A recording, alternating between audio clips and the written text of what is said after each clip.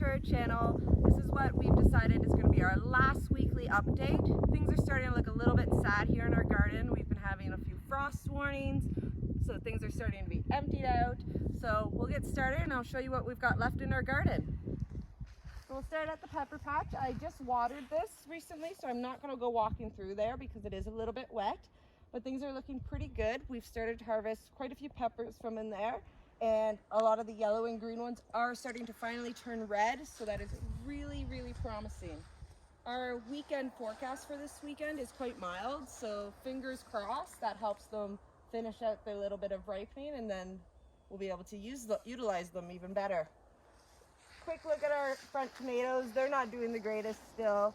The issue we've had there is here in Alberta, we've had quite a few drought issues, and our front row of tomatoes just did not receive enough water. So they were having a little bit of a calcium deficiency, and that's what causes the bottom to rot. It was due to lack of watering.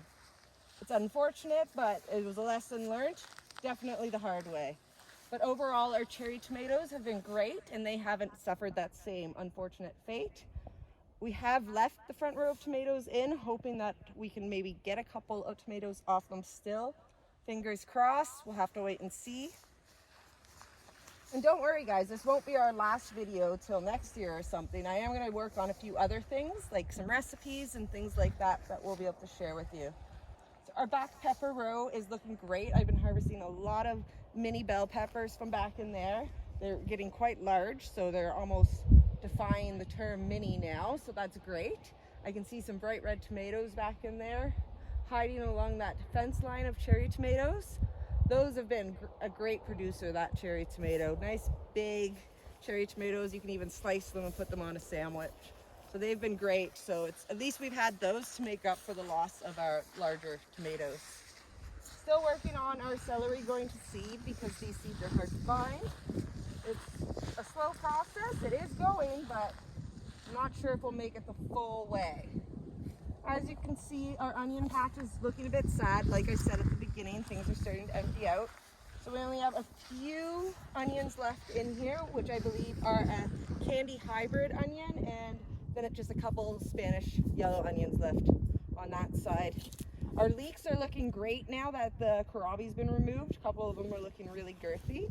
So we'll leave those in as long as possible, even cover them if I have to for a week or two, just so that they can thicken up that last little bit. Same with our carrot patch. We've thinned it out quite a bit, removed a lot of the actual carrots from our main patch. And then we have our secondary smaller patch that I will probably leave in the ground right up until we start to get heavy frosts, and then we will be harvesting those ones. So that will allow them to have the maximum time and sweeten up. So that's always good. Strawberries are still producing our strawberries, so we're always happy with that. Rhubarb, I've really trimmed back quite a bit. I've pulled all the old growth out. This is actually some new growth starting to show in there, which is kind of cool for this time of the year. But that will be fully cut down to the ground basically by the end of the season. And this garden will be looking very empty soon. Our bean trellis is starting to rattle, so I'll be taking this down over the next day to harvest some of these beans for personal eating uses, and then also for seed for next year.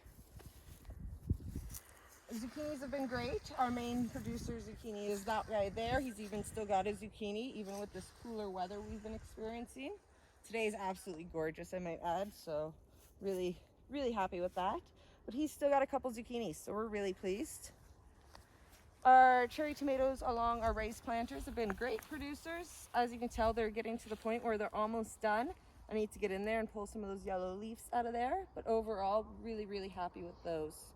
Here in our one raised planter, you can see we've got some lettuce started, and don't worry about that and the frost coming up over the next couple weeks. We're going to share with you guys one of the first videos that we do will be some of our winter planting ideas and how we're going to have some crops over the winter time. So stay tuned for that and make sure you have your notifications on so that you don't miss it.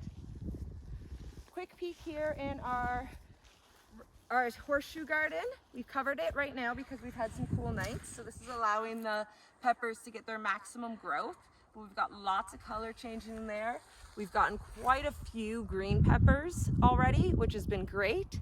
And then the mini bell peppers on the far side. Camera guy's gonna come around.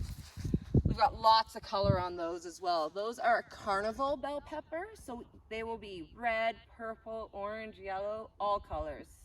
So really, really fun, and they're actually really sweet and tasty. So really happy that they have started to turn color and begin to harvest. Great snacking stuff. And then we're gonna just quickly stop here at our other bean trellis, waiting for it to dry up as well, but it's still quite growing in amongst the squash that's in there. Our squash vine is basically died off, is starting to die off now. We're just waiting for a couple of the last squash to change color a little bit more and develop a little bit more so before we harvest them. And then we've got our corn. We haven't got too many corn cobs yet from it, but I am still hopeful that this weekend is going to allow a few more to thicken up just that little bit more. A bunch of them are starting to feel like they're ready, so once again, fingers are crossed that we will get a decent little harvest from that. And I will probably be blanching that and freezing a lot of that corn, hopefully, is the one thing that we want to do. And that's pretty much it for our weekly garden tours for this season. So thanks so much for following along if you have. If you haven't checked out those previous videos, make sure you go back and check those out, because there was a lot of progress and a lot of stuff happened this year. And don't forget to stay tuned for some more videos coming up. And we'll see you soon. Bye now.